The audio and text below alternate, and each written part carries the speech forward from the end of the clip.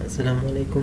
पिछली वीडियो में हमने रोटेट की हद तक बात की थी, यहाँ तक कि हम ट्रांसफॉर्म में रोटेट किस तरह यूज़ कर सकते हैं। अब हम यूज़ करते हैं इसमें जो है वो है स्केल। स्केल के नाम से ही आपको पता चलेगा कि स्केल क्या होता है। पहले जो हम वैल्यू लिखेंगे वो यानी विड्थ को बढ़ाएगा, और दूसरे हम वैल्यू लिखेंगे वो हाइट को बढ़ाएगा। किस तरह, मैं दे देता हूँ लेट्स से 3 जो है वेट को बढ़ा और 5 जो है वो हाइट को बढ़ा। तो अब जैसे मैं इसको रिफ़्रेश करूँगा तो आप देख सकते हैं इस तरह है। लेट्स से मैं इसको थोड़ा सा चेंज कर लेता हूँ, कह रहा हूँ कि जो वेट है वो 10 करूँ, तभी आपको पता चल जाएगा कि वेट हाइट ये हाई हो चुकी है। यहाँ पर आप देख सकते हैं। तो इस तरीके से हम यहाँ से स्केलिंग इसकी कर सकते हैं। उसके साथ साथ हम यहाँ से स्क्यू भी कर सकते हैं। स्क्यू एक्स, स्क्यू वाई और स्क्यू ओनली। तो मैं फ़िलहाल स्क्यू एक्स कर लेता हूँ और इसको भी डिग्री में हम करते हैं, 20 डिग्री करता हूँ लेट्स से। जैसे मैं इसको रिफ़्रेश करूँगा तो आप देख सकते हैं इसकी हो चुका है 20 डिग्री में। इसकी डिग्री को हम चेंज भी कर लेते हैं लेट्स से 50 डिग्री, और रिफ़्रेश करूँ तो आप देख सकते हैं इस तरह स्क्यूइंग कर रहा है। अब अगर इसको मैं वाई पे करूँ और रिफ़्रेश करूँ तो आप देख सकते हैं ये वाई पे इस तरह स्क्यू कर रहा है। और यहाँ पर हम जस्ट स्क्यू भी कर सकते हैं इससे 30x, और इसको मैं रिफ़्रेश कर लेता हूँ तो आप देख सकते हैं ये जस्ट स्क्यू है। तो ये थे कुछ ट्रांसफॉर्म 2D ट्रांसफॉर्म के हवाले से। आगे हम बात करेंगे हम 3D ट्रांसफॉर्म किस तरह कर सकते हैं, लेकिन इसको हम इस तरह भी कर सकते हैं। अगर मैं चाहता हूँ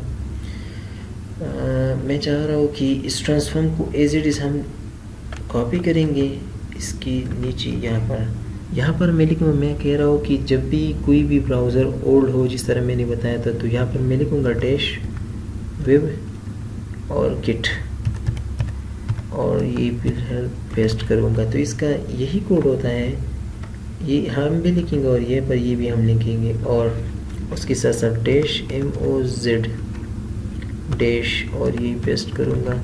तो ये सारा इसका मतलब क्या हुआ कि मैं कह रहा हूँ कि जो वेब किट वाली ब्राउज़र होंगे यानी गूगल क्रोम ये सारा कुछ, तो अगर वो ओल्ड होंगे तब भी ये आप इसको फोर्स करके आपने इस पे अप्लाई करना है ताकि ये काम करे।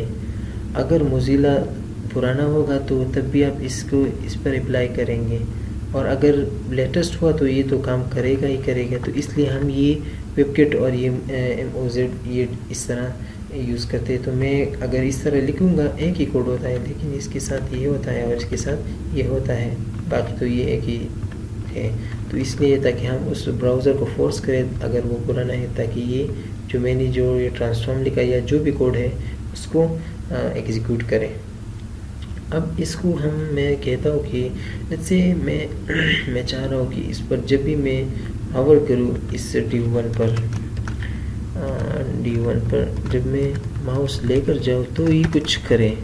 इसकी ट्रांसफॉर्मेशन में चेंज कर लेता हूँ, इससे रिफ्रेश करता हूँ और इसको हटा देता हूँ। इसको मैं लेट्स से ये कर लेता हूँ कि इसकी स्केल इसकी क्या कर लेते हैं हम, इससे इसको स्क्यू कर लेते हैं,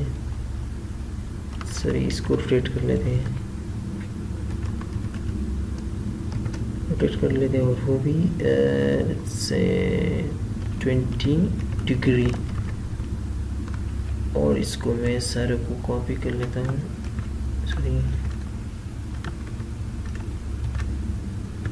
भी मैं पेस्ट कर लेता हूँ, यहाँ पर भी मैं पेस्ट कर लेता हूँ ब्राउज़र को फोर्स करने के लिए। अब आप देखते हैं कि हम क्या होता है। यहाँ पर देखिए ये रोटेट हो चुका है।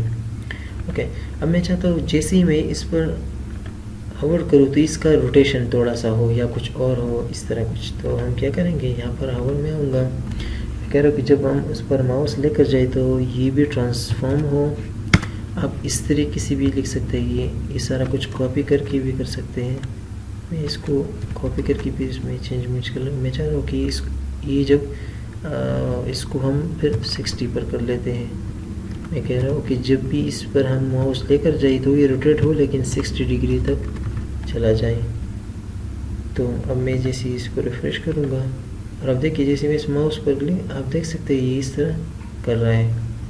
अगर मैं चाहता हूँ कि इसको ये ना हो और इसकी जो स्केल, मैं इसको स्केल कर देता हूँ, लेट्स से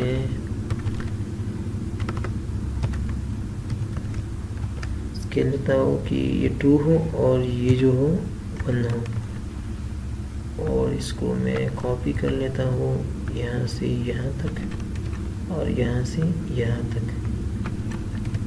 जैसे रिफ्रेश करूँगा तो आप देख सकते हैं ये इसकी अभी रोटेशन बन रही है, क्योंकि तो मैं क्या कह रहा हूँ कि यहाँ पर इसकी भी स्केल कर लेते हैं, पेस्ट और पेस्ट और पेस्ट।